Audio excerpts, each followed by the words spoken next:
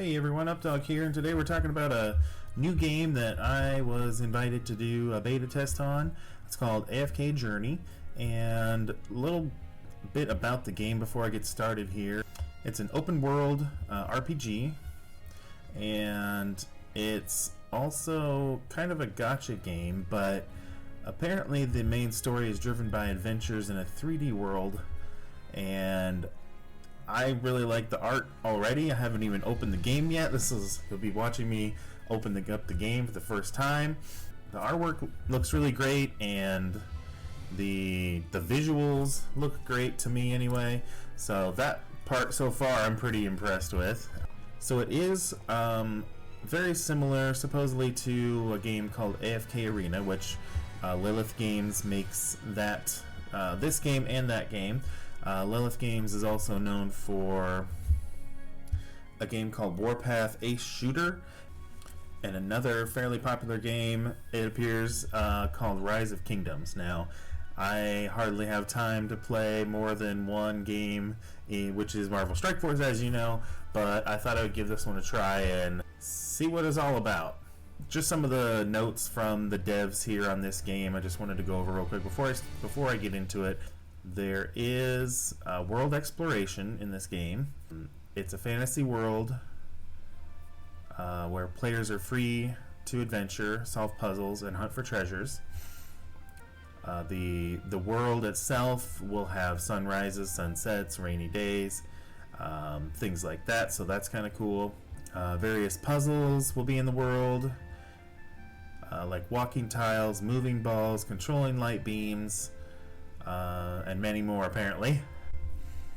It does say you can join your friends and meet some new ones, so I'm not sure exactly how that's going to work. I guess we'll find out about that, but that is pretty cool if you can do just meet up with some of your friends and do some adventures, I guess. There is a new battle mechanic allowing strategic plans, making use of the terrains against your enemies, so that's going to be interesting. I do like that. I really liked playing in the past the Civilization games, and you would get different bonuses for, like, if you're on more of a mountainside, or if you use a certain unit in the water, things like that, if you're attacking from the water. So if it's something like that, that'd be really interesting to me, so we'll get to see hopefully that as we go along. Ooh, equipment can be inherited. Develop one equipment set for each class of character, no more effort. I like that. That sounds pretty good. Oh, apparently there are seasons in the game as well, so winter, fall, spring, summer, things like that. So we will take a look and see how things go here, see how I like it, and kind of go from there. We'll see how much I cover this game. Depends on how much I like it. So, alright, select a character. So I was given an account by the company, so I'm gonna go with a little female. Ooh, kind of like a dark elf looking thing. That's pretty cool. Ooh, that's pretty cool. Ooh, red eye. Oh, I meant to go with red eye. Oh, blue looks pretty good too. Blue or red, I kind of like that. The green is pretty cool too. I like that color of green. That could be good with many different combinations, I think. I'm gonna go with the blue. The blue looks, it's fairly nice. Very easy, pretty quick selection of, customization of your character. I know some people are really into, really getting into the details. We'll see. Let's see if we have any more details here. Let's see, the chosen one. Can we edit? There we go. We'll just go up, dog. Alright, here we go. I did have some technical difficulties with the recording, so unfortunately you're not able to reset the game from the beginning. So I'll just get you caught up real quick on what happened between that and where I'm at now. Basically, unlocked the first new section of the map, and it took maybe, I don't know, I've played for a total of about 30 minutes. It doesn't feel like that long, which is a good sign for me because that means I'm enjoying it. And one thing, or a couple things to note, I really do like the music as well. I forgot to mention that at the beginning. I think it's well done, and I don't believe AFK stands for away from keyboard because there is a lot of stuff to do. There's not a lot of stuff that, like, it's not like an idle game where you just log out and then collect stuff when you get back in. It is very interactive and very engaging. So I was going to start off here with where I talked about at the beginning. There are some ball puzzles, so we're going to do that, and then show you a few more battles that I've done. Point out some things that I've actually learned and everything. Show you the leveling, how you level up your characters and things like that. So let's get into that here. So here's the ball puzzle. Really simple one, but this is the first one in the game, so I wouldn't expect it to be too hard, but you can reset it at that little purple orb sphere thing. If you if you push the ball in the wrong section, which I did find it a little bit difficult playing on PC. If I was playing on a mobile, it'd probably be a lot easier to push the ball where I wanted to go. But so there was a chest over there in that grassy area where I was. There's two chests in with this puzzle, so you had to reset the puzzle and then go down to this section right here, this grassy area as well. So feels like there's a lot of loot that you're getting in the game. I don't feel like I've hit a bottleneck yet, but I'm also very cautious in where I spend my resources, as you guys know. So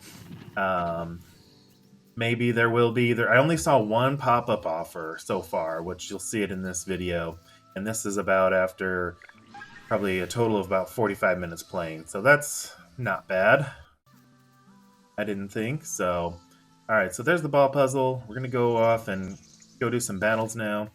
I did want to show, so there is this like challenge mode, I guess, challenge battles that they have that I just unlocked a little bit before this recording. There is this like little area where you can recruit more heroes and check out some things. This is the hero, what I would call the roster screen, I guess.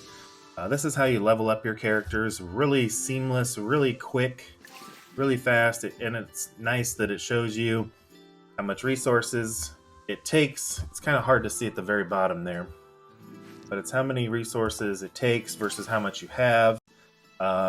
We put on some extra gear just now for the characters, just showing you how to equip them with gear and level them up, make them stronger. The leveling seems very fast, so I'm interested. It'd be interesting to see how high the levels actually go. And it's been easy to collect the gear too, really. So this is like the stat screen. Shows you all tons of different stats. There's even defensive stats and healing stats. There's a thing called rivalry stats, which I thought was interesting, so might get to check that out in the future.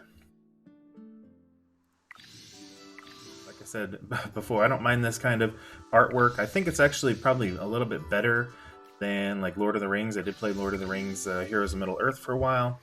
I think this is better than that, but it's also a little bit more anime style too, which is fine for me. So all right, so yeah, I walked past these two places, or two enemies to battle, so we'll get into battle here. Show you what I've learned a little bit since I started playing. So these little red lines here, that's what who the enemies will be attacking on your side. You'll see me positioning the characters on my side in different ways, and the red lines will change. That's who the enemies will be attacking. And then the yellow lines, when I switch to that option, is going to be who we are attacking if we left them in that position. So that's kind of nice to know. There is a cool mechanic here. There's this wall here, and until your characters have killed the characters that they're targeting, they don't go around this wall and start attacking other characters. Now I think there'll be another battle where the wall will kind of be split in between here. So it's kind of a cool little mechanic where you kind of have to do your strategy a little bit. So there's where we're attacking them, positioning the characters. The one thing I found a little bit, like see right there, I was trying to drag her over. You have to like go by their feet. I wish you could drag by their body, but that's a little thing. Kind of tried to do my tanks or my attackers, my frontline people in the front, and then the range people behind them. Just makes a little bit more sense that way. I was just double checking the way that I will be attacking the enemies based on positioning, and then how the enemies will be attacking us. So here we go. Here's a battle. It's kind of nice because you get a little. You don't just watch them. You don't just watch them battle, and if they fail, they fail. If they don't, if they win, they win. That's how Lord of the Rings was.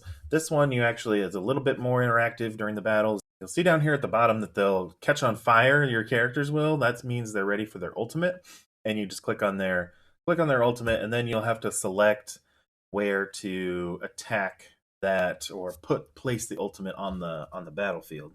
That way you can kind of control who you're attacking. So you'll see that here in a second. Oh, there he goes. So he can go pretty much anywhere on the field, and he just destroys them. And then Chippy, with his ultimate, calls in some allies, some hamster allies, to take them out. So kind of cool. I do like the victory screens. Victory screens are cool. This little walking screen is not bad either. So there's that battle. But what I did find out is like the character that you create. So far I have not been battling with my character themselves. Maybe in as I work through the game, I will. But that's the one part which I haven't played too many of these games, so maybe that's normal. But that's the one thing that I'm a little bit shocked about, I guess. Other than that, so far it's been pretty good experience. All right, so here we go into the second battle here. Okay, so here's where I was talking about the wall. Now this wall splits my squad here, so you'll see I'll be positioning the characters a little bit differently. So there's 3 enemies on this side, there's 2 enemies on this side, so I decided to match them, 1 for 1, 3 on this side, 2 on this side, make it a little bit more of an even battle. And then I did do my my frontline guy, 1 frontline guy on this side, 1 frontline guy on that side. So they can't attack until they clear their side of their wall. They can't go back over and help the other side until they're past that wall. So I do like that. I do like that mechanic. It's kind of cool. It gives it a little bit more depth to the strategy. I'm sure there's going to be more mechanics like that as the game goes on. So once again, I like to take my time in these kind of games, get the right strategy, hopefully, and even though I'm probably just gonna blast through it, but I do lose some characters though, so we'll see. So there's an ultimate there from Valen. I click that area just because he hits multiple targets in that area. This is like a heal within that diamond area, so that's nice. And there we go. Shredded those guys.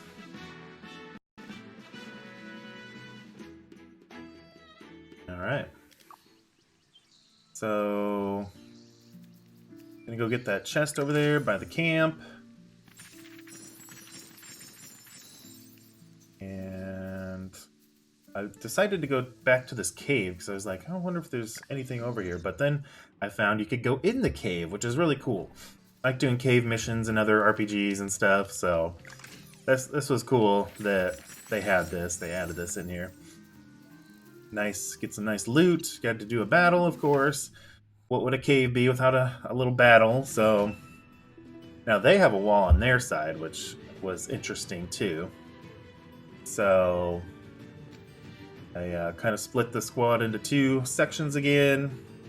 Since there's 3 on the right and 2 on the left, I split them up a little bit, trying to decide the positioning. That was weird that my one ranged attacker was all the way across the battlefield, but I fixed that, just had to move them around. So, all right, here we go.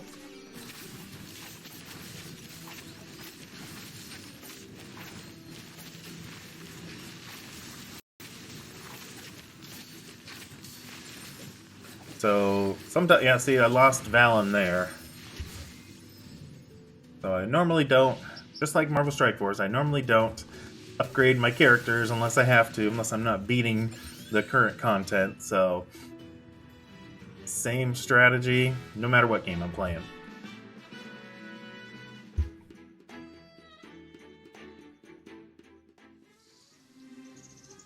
So, get some more loot. Got a chest over here. And like I said, so far the resources have been great. Haven't had any issues with bottlenecks. I do like that to be the case, you know, early in the game. Makes it so it doesn't feel bad right off the start. So we're gonna go down our path here a little bit. I like to look around, make sure I'm not missing any kind of resources or anything like that. Now that guy looked a little scary, so I'm gonna upgrade my characters a little more. Get him to level 20. Now it seems like every 10 levels there is a more significant upgrade, like an ability upgrade or something like that. So you'll see that it's kind of the bars in the way here. This little purple resource here, I think, is the premium currency, and especially when I was at level 10, I wasn't sure if I should spend it. Now I'm a little contemplating whether I should spend it here at level 20, but I just go ahead and take them up to 20, or I think that's past 20, then you'll spend that currency. But anyway, yeah, I took him up to 20, getting ready for this scary looking dude here. He's guarding the barrier there, looks like. So I do kind of like Marvel Strike Force. You spread them out quite a bit, but I'm not sure if that matters or not. It feels like it would, but who knows. We'll see how many people we lose on this one. I don't remember exactly. So Valen's got his ult. We're gonna hit it right there, so it hits a lot of people. And oops, Chippy did have his ult. I'm not sure why it dropped down, but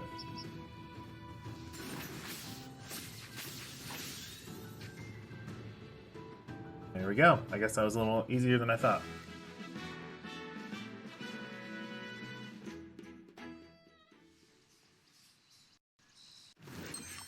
Oh, and then that egg thing dropped by. I'm like, what the heck is that? I clicked a little too fast.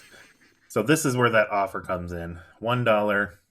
Oh, it disappears in 2 hours. I didn't see that. They gotta get their offers in there at some point, you know. So here's the new area of the map got unlocked. So this is what the map looks like.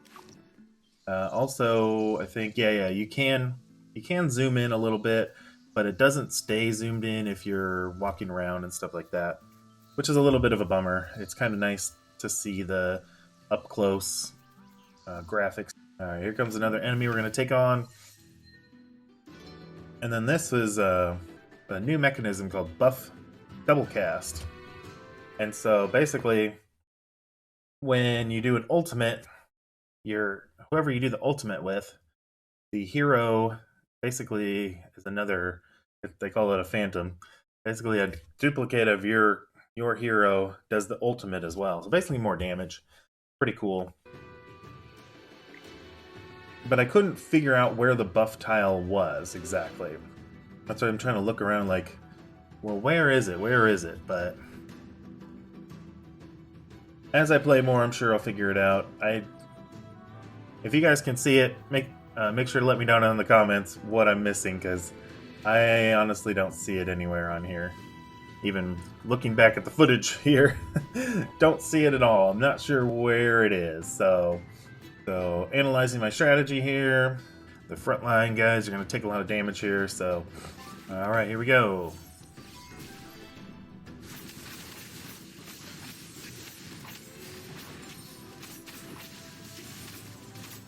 We're getting ready for ultimates. Here comes Valen's ult.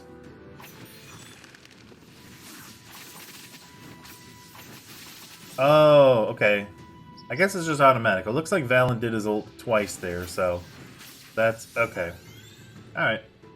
Maybe it's just active during certain battles. Hopefully it pops up every other battle that we get one. So otherwise, like, I wouldn't know, because I'm usually watching the health bars and I'm watching for the ultimates, not usually watching the actual battles themselves as much.